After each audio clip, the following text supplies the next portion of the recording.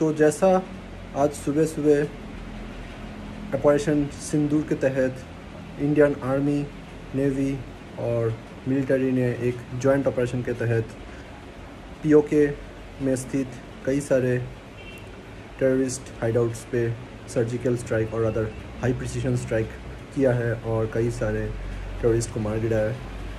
और जो हमारे बहनें जो पहलगाम में वो जो बारबारिक अटैक हुआ था, जो उन्होंने अपना सिंदूर खोया था, उस सिंदूर का बदला लिया है, उसके तहत हमने फिर से शो कर दिया है कि we are no longer any push overs.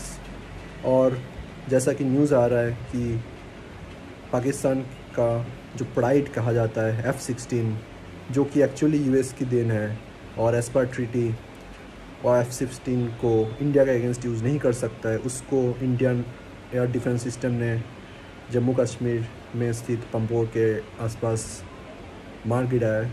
तो that is a clear breach of that treaty. So अब Pakistan is answerable to US as well. और अब पाकिस्तान के पास कोई जवाब नहीं है अगर वो ये इस अटैक का, जो कि इंडिया की तरफ से कोई एस्केलेशन नहीं है, क्योंकि इंडिया ने एब्सोल्युटली किसी भी पाकिस्तानी मिलिट्री बेस पे अटैक नहीं किया है। It was purely a high precision attack on terrorist hideouts. तो अगर पाकिस्तान इसको डीएस्केलेट नहीं करता है और वो इसको रिटेलिएट करता है तो it will be considered as an act of war और एक फुल फ्लेजेड वार छिड़ सकता है इंडिया और पाकिस्तान के बीच में, जहाँ पे यूएस भी इंडिया को सपोर्ट करना पड़ेगा, क्योंकि as per the treaty Pakistan has breached the treaty. तो एज एन इंडियन अब हमें हाई अलर्ट पर रहना है, क्योंकि कभी भी फुल फ्लेजेड वार स्टार्ट हो सकता है। लेकिन हमें घबराने की ज़रूरत नहीं है। हमें at this point of time हमें मेक श्योर करना है कि वी सपोर्ट ईच अदर।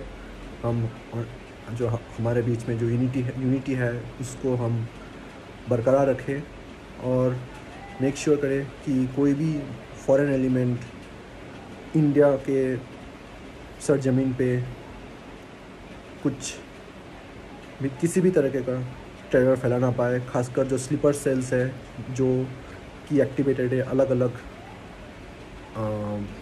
प्रांतों में इंडिया के, जिसके थ्रू वो पहलगाम अटैक किया गया था, वैसे स्लीपर सेल्स को कहीं भी सपोर्ट ना मिल सके। अगर लोकल्स का सपोर्ट नहीं होगा तो फिर इस तरह के स्लीपर सेल्स भी कुछ कर नहीं पाएंगे। हमें मेक श्योर करना है कि हमें कोई भी अगर